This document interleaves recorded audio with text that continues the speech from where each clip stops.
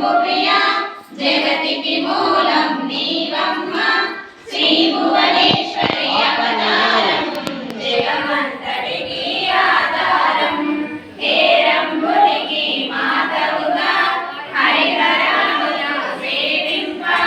చండుని ముష్టుని సంహారం చాముండేశ్వరి అవతారం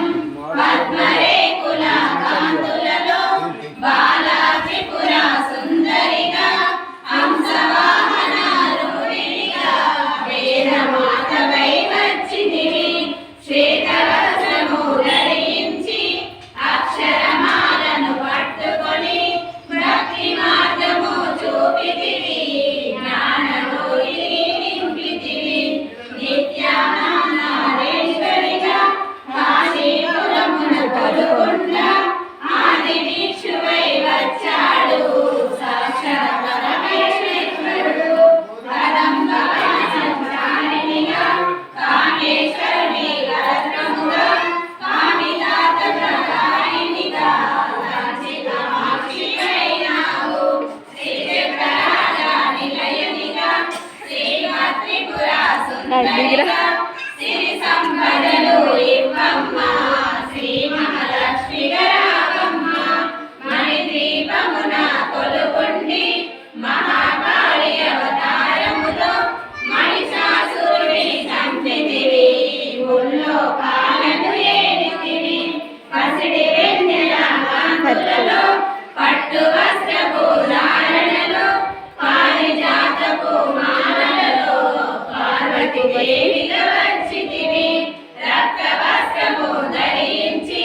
రణరంగమున ప్రవేశించి రక్త బీజుని హతమార్చి రమ్యక వర్ధినివైనావు కార్తికేయుని మాతవుగా కాత్యాయనిగా కరుణించి కలియుగమంతా కాపాడ కనకదుర్గమై వెలసితివి రామలింగేశ్వరానివిగా రవికుల సోముని రమణివిగా రమావాణి సేవితగా రాజరాజేశ్వరివైనావు ఖడ్గం శూలం ధరించి